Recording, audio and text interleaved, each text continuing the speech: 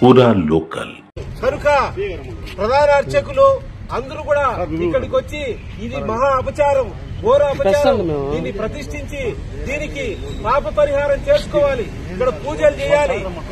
దీని గనక ఇట్లే గనక ఉంచితే మహావిష్ణువు గనక కోపం వస్తే ప్రళయం వస్తుంది, మానవాళికి తీవ్రమైనటువంటి హాని కలుగుతుంది. ఈ విగ్రహాన్ని కింద పడేయడం ఏంటి, గాంధీ సీసాల చుట్టూ పడేయడం ఏంటి, మహా అపచారం, మహాచారం. అయ్యా అర్చకులారా, తిరుమలకొండపై ఉండే ప్రధాన అర్చకులారా రండి, దిగి రండి. అర్చకులారా, పురోహితులారా రండి, దీన్ని ఆదుకోండి. అసలు ఈ విధంగా ఉంటే మహాపాపం.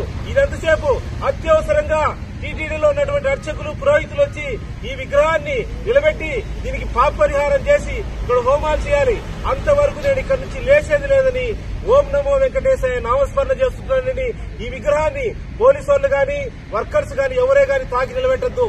అర్చకులు రావాలి, దీనికి పాప పరిహారం చేయాలి, హోమం చేయాలి.